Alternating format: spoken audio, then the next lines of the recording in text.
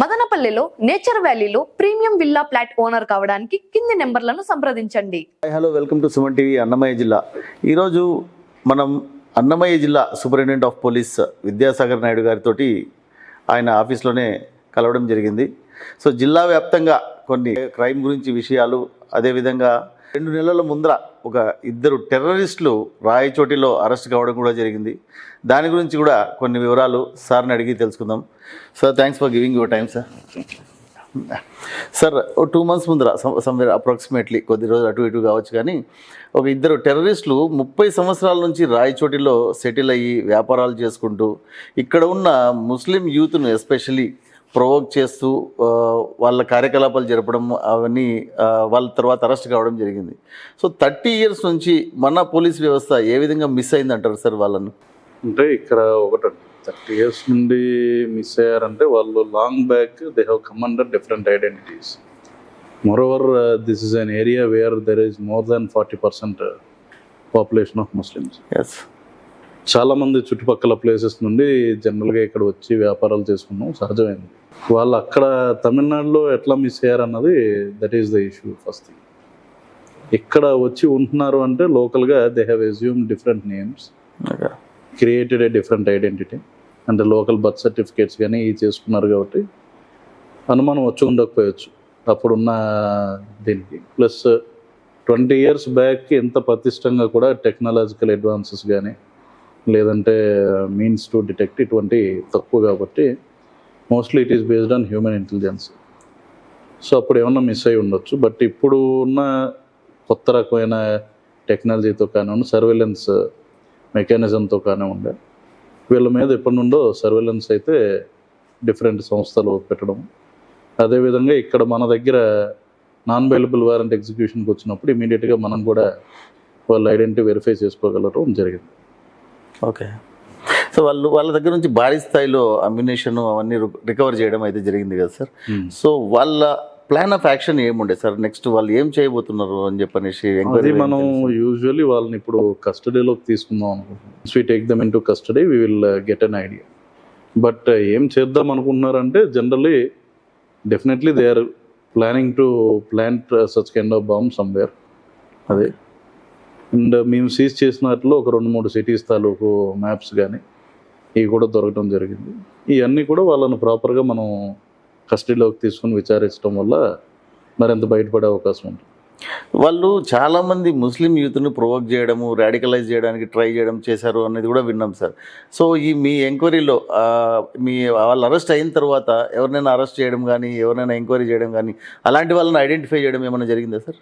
అంటే మనం ప్రశ్నించాము, ఒక 4-5 అయితే ఎంక్వైరీ చేసి వాళ్ళ ద్వారా డీటెయిల్స్ కొన్ని తీసుకున్నాం జరిగింది. ఎగ్జాక్ట్గా ఎంతమందిని వీళ్ళు ప్రొవోక్ చేశారు, లేదంటే ఎలాంటి ఇష్యూస్లో ప్రొవోక్ చేశారు అన్నది ఇంకా it is not yet concluded as such.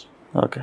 But once proper proof ఉంటే తప్పితే మనం ఆ మాట అనలేం కాబట్టి as of now we're not getting into that statement. So ఈ యూత్ని అట్రాక్ట్ చేయడానికి యూజువల్లీ టెర్రరిస్టులు ట్రై చేస్తూ ఉంటారు సార్. సో వాళ్ళ పేరెంట్స్కి కానీ, వాళ్ళ ఎక్కడైతే చదువుతున్న స్కూల్స్లో ఉన్న మేనేజ్మెంట్కి కానీ మీరు ఇచ్చే మెసేజ్ ఏంటి సార్? అంటే generally as far as these 2 terrorists they are more like a sleepers అండి. ఇక్కడ ఏమి వాళ్ళు యాక్టివిటీస్ ఏదో పెద్ద చేసి వాళ్ళు ఎక్స్పోజ్ అవ్వడానికి ట్రై చేయరు ఫస్ట్ ఆఫ్ ఆల్. ఓకే. ఇటువంటి వాళ్ళు ఎందుకంటే they are already on a run from another crime. So they don't want to try to get into elevate అవ్వడానికి ట్రై చేయరు, expose themselves here. But however radicalisation అనేది ఇంట్లో ఉండే different kind of సిచ్యువేషన్స్ని బట్టి, వాళ్ళ ఆర్థిక స్థితిగతులను బట్టి, వాళ్ళు చదివే ఎన్వైరన్మెంట్స్ని బట్టి ఇది జరుగుతూ ఉంటుంది. అదే ఎప్పుడైతే మోస్ట్లీ వీళ్ళు టార్గెట్ చేసే వాళ్ళు కూడా పేద, అదేవిధంగా అనగారిన వర్గాలు విత్ ఇన్ దట్ కమ్యూనిటీస్, బాగా పూరెస్ట్ ఆఫ్ పూర్ ఎవరైతే ఉంటారో, సోషల్గా ఎకనామికల్గా ఎవరికైతే డిఫికల్టీస్ ఉన్నాయి, ఇటువంటి వాటిని ఎక్స్ప్లాయిట్ చేసి దాని ద్వారా సిస్టమ్ మీద ఒక రకమైన హేట్రెడ్ కల్పించడం, ఇది చేయడం అనేది జరుగుతుంది. ఇది నాట్ నెససరీ రాడికలైజేషన్ అనేది టెర్రరిస్టులే చేయాల్సిన నెసెసిటీ లేదు. ఒక్కోసారి వాళ్ళకి తప్పుడు ఇంటర్ప్రిటేషన్ ఇస్తూ చెప్పడం కూడా రాడికలైజేషన్ కిందకే వస్తుంది. అంటే వాళ్ళ చుట్టూరు ఉన్న సమాజానికి వాళ్ళకి ఒక రకమైన తేడా ఉందని, లేదంటే వాళ్ళకి ఇంకొక కమ్యూనిటీ వాళ్ళకి పడదని, ఏదో ఎప్పటి నుండో శత్రుత్వం ఉందని, ఇటువంటివన్నీ కూడా జనరల్గా పిల్లల లెవెల్ నుండి కూడా అది ఇంబైబ్ చేయడం అనేది కొన్ని చోట్ల జరుగుతూ ఉంటుంది. అవి ఆపాలంటే it's only about common sense and basic respect towards humanity. That thing cannot be done on an overnight basis. దీనికి సంబంధించి ఆ మత పెద్దలతో కానీ ఆ మద్రసాలు రన్ చేసే మేనేజ్మెంట్లతో కానీ కలవడం, మాట్లాడడం, వాళ్ళను మోటివేట్ చేయడం అదే అట్లా డెఫినెట్లీ మనం మాట్లాడుతామండి ఎప్పటికప్పుడు. We're keeping an eye on what is happening. If someone tries to radicalize or say some kind of రెచ్చగొట్టే విధంగా ఎవరైనా మాట్లాడితే డెఫినెట్లీ అది మన దృష్టికి వస్తుంది. మనం వెంటనే దాని కరెక్టివ్ స్టెప్స్ కూడా తీసుకోవడం జరుగుతుంది. సో మళ్ళీ వాళ్ళని పోలీస్ కస్టడీలోకి తీసుకొని విచారణ ఎప్పుడు చేయబోతున్నారు సార్ ఫర్దర్గా? అది in coming days we will do it. Okay sir, apart from this sir, స్టేట్లో మనది గంజాయి ఇంతకుముందు కంటే చాలా ఎక్కువ అయింది అని చెప్పనేసి ఒక టాక్ ఉంది సార్. గంజాయి ఇంతకుముందు దొరకడం కంటే ఇంకా విచ్చలవిడిగా దొరుకుతుందని చెప్పనేసి, దాని మీద no, that is absolutely not true. ఎందుకంటే ఓవరాల్గా చూసుకుంటే లాస్ట్ 1.5 ఇయర్లో మనకి ఆంధ్ర ఒరిస్సా బార్డర్లో ఎక్కువ గంజాయి సాగు అనేది జరుగుతుంది. ఆంధ్రాలో ఉన్న గంజాయి అంతా కూడా ఏపీ గవర్నమెంట్ డిస్ట్రాయ్ చేసేయడం జరిగింది చాలా వరకు. Okay. So nearly more than 90% of it is destroy. So whatever ganja we're catching, it is mostly coming from Odisha side. Okay. Different means ద్వారా. ఎందుకంటే ఒరిస్సా టు ఆంధ్ర అనేది ఏదో ఒక రోడ్డు 2 రోడ్ల మధ్య ఉండదు. అంతా కూడా అటవీ ప్రాంతం కాబట్టి డిఫరెంట్ ఏరియాస్ నుండి పెద్ద స్పిల్ అవ్వడానికి అవకాశం ఉంటుంది. We cannot expect any crime to go to zero అనే immediate basis of just within span of 1-2 years. ఇది ఓన్లీ థింగ్ ఏంటంటే ఇప్పుడు ఎక్కువ కేసెస్ వెలుగులోకి చూస్తున్నాయంటే we can interpret as the mechanism working better than before. And we are catching more cases because we are getting more information regarding the same.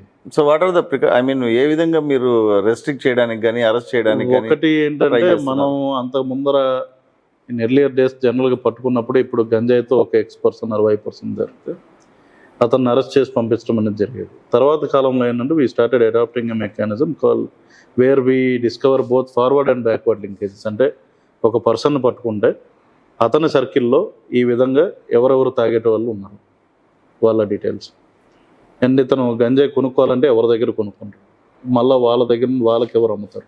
అట్లాగే end seller ఎవరైతే suppose రీసెంట్లీగా పట్టుకున్న దాంట్లో ఒక అతన్ని ఒరిస్సా నుండి వస్తున్న అతను కూడా ఎక్కడ ట్రాక్ చేసి సరుకు అందించడానికి వచ్చినప్పుడు పట్టుకున్నాం. ఓకే. సో దీంట్లో ఏంటంటే అప్ టు 4-5 levels బ్యాక్వర్డ్స్ వరకు మేము వెళ్ళి ఫైనల్ దట్ ఎంటైర్ చైన్ అనేది బ్రేక్ చేయడం జరుగుతుంది. సో దీనికి మాత్రం ఒక సపరేట్ టీం ఏమన్నా వర్క్ చేస్తున్నారా సార్? అంటే సపరేట్ టీం అంటే రీసెంట్గా గవర్నమెంట్ హ్యాస్ ఎస్టాబ్లిష్డ్ ఈగిల్.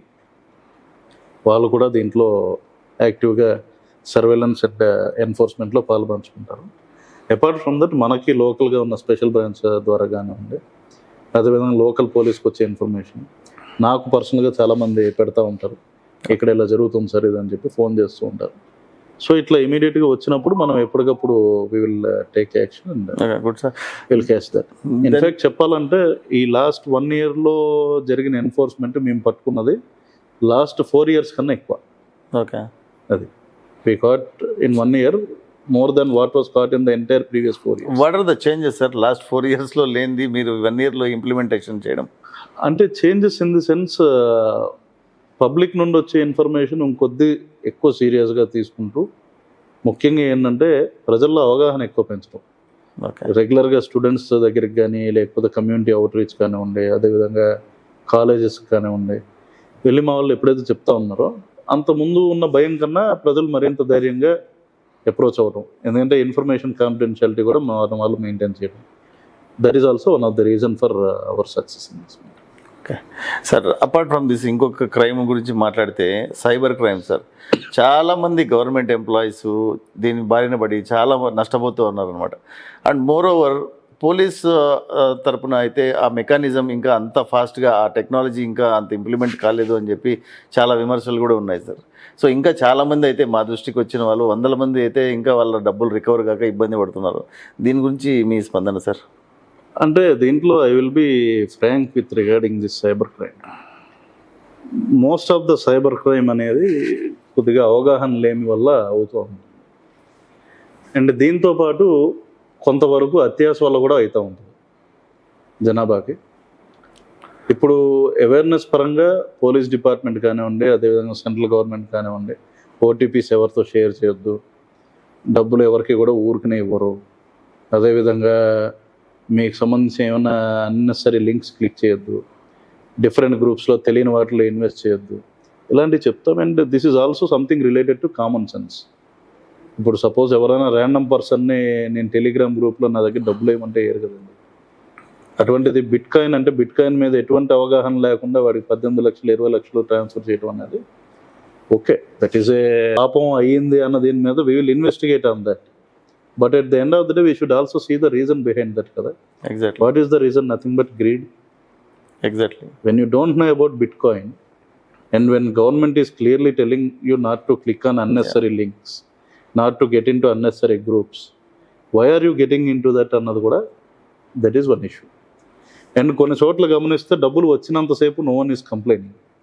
ఎప్పుడైతే పోతుందో అప్పుడే వచ్చి కంప్లైంట్ ఇస్తున్నారు. So that constitute cyber crime. Well and good, that is understood. But at the same time people also should understand that ఎవరైనా డబ్బులు ఊరుకునే ఇస్తున్నారు అంటే అది నమ్మకూడదు అన్న విషయం, దాని మీద మరింత అవగాహన ఉంటే మంచిదన్నది నా ఉద్దేశం. It's a personal opinion of mind. I don't speak from the department side. But నా పర్సనల్గా చెప్పాలంటే చాలా వాటిలో ఎవరైనా ఊరుకునే డబ్బులు ఇస్తున్నారు అంటే దానికి ఆశపడి వెళ్ళకపోవడం మంచిది.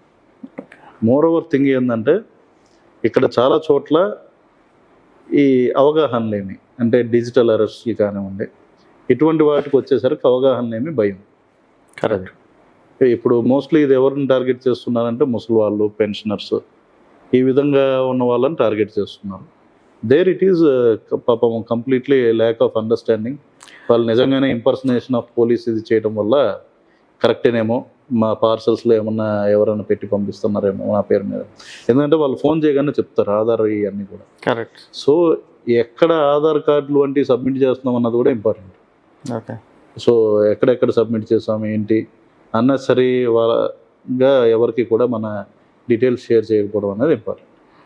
ఓకే. సో నేను గతంలో అడిగిన ఈ సైబర్ క్రైమ్ కానీ, టెర్రరిస్టుల ఇష్యూ కానీ, ఇంకొక గంజాయి విషయం కానీ సార్, ఏదైనా డెఫినెట్గా ప్రజలు పోలీసులకి సహకరిస్తేనే మ్యాక్సిమం క్రైమ్ని అయితే అరికట్టచ్చు. సో మీ తరపున మొత్తం అన్నమయ్య జిల్లా ప్రజలకు కానీ మిగతా అందరి వ్యూవర్స్, సుమన్ టీవీ వ్యూవర్స్కి మీరు ఇచ్చే మెసేజ్ ఏంటి సార్ ఇన్ ద ఫైనల్? అంటే మీ కళ్ళెదురుగా ఏమన్నా ఇష్యూస్ జరుగుతున్నప్పుడు కానీ ఇది feel free to share it to police. We will keep your details confidential. We are taking action, డెమాన్స్ట్రేటివ్గా యాక్షన్ తీసుకుంటున్నాం. చాలా చోట్ల we are registering cases, entire network మొత్తం బ్రేక్ చేసి చేస్తున్నాం. ఇది మీ పిల్లలు మంచిగా చేస్తున్నాం కాబట్టి, సొసైటీలో కూడా మనం ఉంటున్నాం కాబట్టి మనకు రెస్పాన్సిబిలిటీ ఉంది కాబట్టి, దయచేసి ఇటువంటి ఏమన్నా మీ కళ్ళెదురుగా కనపడుతున్నా మీకు తెలిసిన పోలీసులకు షేర్ చేయండి. We will take responsibility.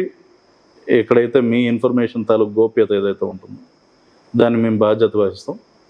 అంతేకాకుండా మీరు చెప్పింది కరెక్ట్గా ఉన్నంతసేపు we'll 100% take action on that. Okay sir. Meanwhile Madanapalli to రాయచోటిలోనే ఈ స్ట్రెచ్లో ఈ మధ్య విపరీతమైన యాక్సిడెంట్లు అవుతున్నాయి సార్. చాలామంది ప్రాణాలు కోల్పోతున్నారు.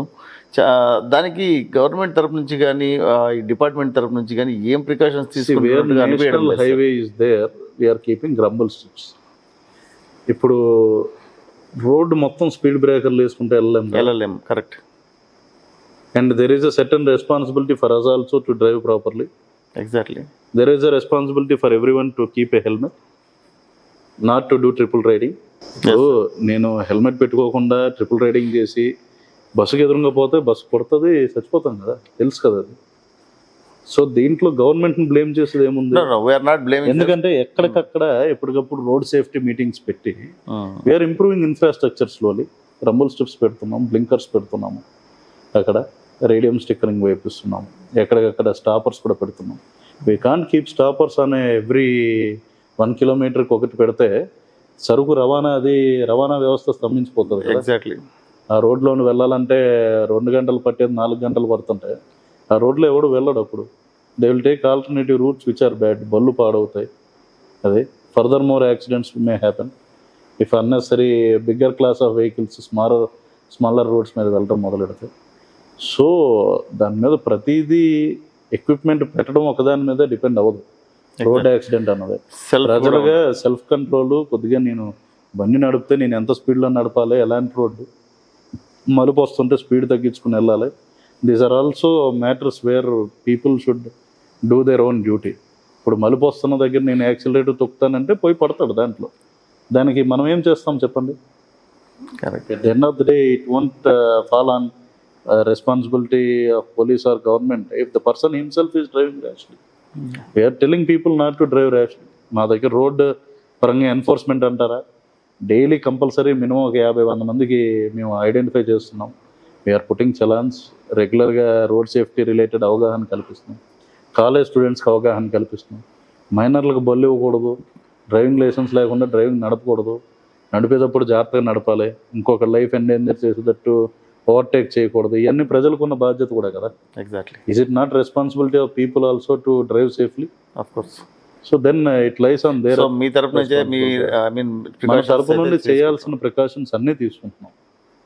రోడ్లో ఇంజనీరింగ్ డిఫెక్ట్స్ ఉన్నాయంటే డెఫినెట్లీ లే చేసేటప్పుడు అవన్నీ చూసుకునే చేస్తాను. National highways won't be late just like that.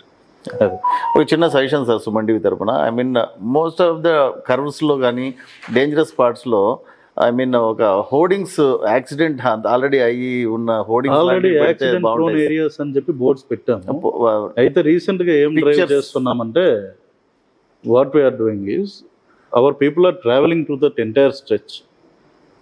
మేమేం చెప్పామంటే ఒకవేళ మీరు స్పీడ్గా డ్రైవ్ చేసినట్టయితే ఏ స్ట్రెచ్లో యాక్సిడెంట్ అవ్వడానికి అవకాశం ఉంటుంది అన్నది మీరు కూడా ఒకసారి రికగ్నైజ్ చేసి రీసెంట్గా అవుతున్న యాక్సిడెంట్స్ ఎక్కడెక్కడైతున్నాయి ఐడెంటిఫై చేసి వాడికి స్పీడ్ బ్రేకర్స్ వేయలేని పక్షంలో ఏదైనా వేరే రకంగా వేగాన్ని తగ్గించడానికి మనం చర్యలు తీసుకోవచ్చా అంటే ఇంకొద్ది ఒక 100 మీటర్స్ 50 మీటర్స్ అయ్యాడు ఏమన్నా హోర్డింగ్స్ పెట్టడమా, మోర్ సైనేజెస్ పెట్టడం, సైనేజ్ హోర్డింగ్స్ కానీ family is waiting for you. We are exploring that, we are doing that. Different languages లో పెడితే ఐ మీన్ బయట ఐ అండర్స్టాండ్. ఇప్పుడు ఎందుకంటే హర్యానా నుండి వచ్చే డ్రైవర్లు ఉంటారు, రాజస్థాన్ నుండి వచ్చే డ్రైవర్లు ఉంటారు, డిఫరెంట్ లాంగ్వేజెస్ లో సైనేజెస్ అన్నాయి. It is on our mind. We are doing అని నా అభిప్రాయం sir. We are identifying the spots as of now.